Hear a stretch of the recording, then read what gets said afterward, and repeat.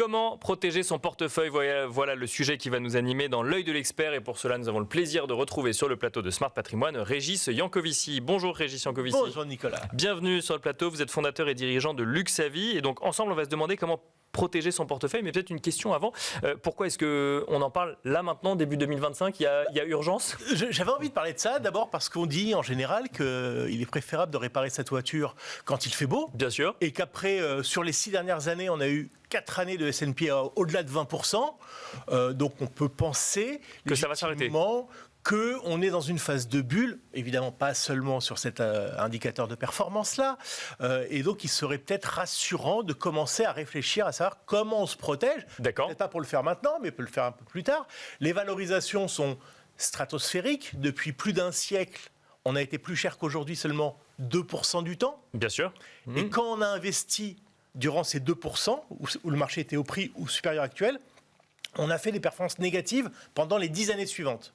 Alors aujourd'hui, on entend souvent, oui, mais regardez, les valeurs de la tech, en fait, elles sont chères, mais si on compare à ce que potentiellement on peut encore en attendre, c'est pas si cher que ça. Vous, ce que vous dites, c'est commençons quand même à se protéger. Je dis franchement qu'on n'en sait rien. D'accord. Voilà. Donc, ayons une caisse à outils pour se protéger.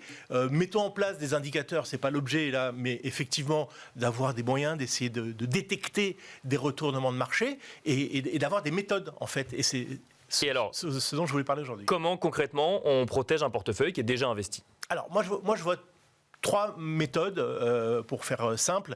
La première, c'est d'acheter des produits qui seront moins volatiles que les produits qu'on a déjà en portefeuille. D'accord. Donc par exemple, la façon assez simple, si on ne veut pas trop déformer la structure de son portefeuille, plutôt que d'acheter des ETF pondérés par la capitalisation, on sait bien qu'aujourd'hui, la concentration des indices fait que un des attraits des ETF qui était de dire en un produit, je me diversifie. Aujourd'hui, ce n'est pas vrai. Vous n'êtes pas diversifié. Parce que tout le monde y est. Parce que tout le monde a fait la même chose. D'accord. Et donc, tout le monde a gonflé les premières capitalisations.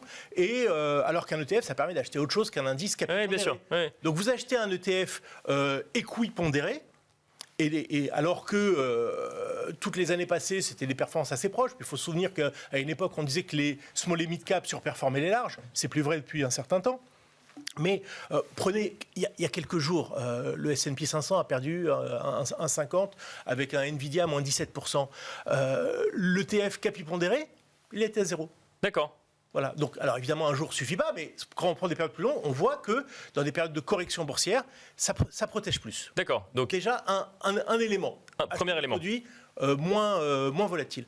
Après, essayez d'acheter des produits plus décorrélés. Mais ça existe aujourd'hui sur le marché des produits plus décorrélés, décorrélés de la tendance, quoi, du consensus de marché? C'est pas facile. Vous avez tout à fait raison. Si on veut rester dans les actions, alors pourquoi, enfin, dans les actifs risqués, pourquoi pas acheter des matières premières avec de l'or? D'accord. Effectivement, c'est pas beaucoup moins performant, mais c'est vraiment décorrélé. Vous pouvez introduire, je sais que c'est très hot comme sujet, mais des actions chinoises. D'accord. C'est relativement décorrélé. Et puis, la troisième façon, c'est effectivement de sortir du marché de l'action en achetant des produits de taux. Pourquoi pas des produits de taux à long terme? Alors là, effectivement, il faut voir quel scénario économique on a. Si on a un scénario de reprise de l'inflation, il ne faut pas y aller. Ce n'est pas notre scénario. D'accord. Je conseille de le faire. Deuxième chose, c'est pourquoi pas faire du cash. Faire du cash un petit peu. Et rapidement, troisième méthode. Et alors, je poursuis, c'était ça effectivement. Ce cash, on parle beaucoup de DCA, de dollar cost average, pour dire on rentre progressivement.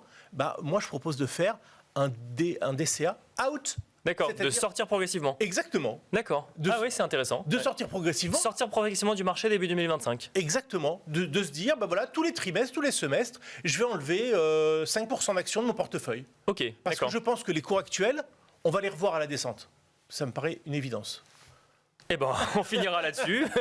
Merci Régis Yankovici de nous avoir accompagnés dans Smart Patrimoine. Je rappelle que vous êtes fondateur et dirigeant de Luxavie. Merci beaucoup, merci à vous également de nous avoir suivis. Et je vous dis à très vite sur Be Smart for Change.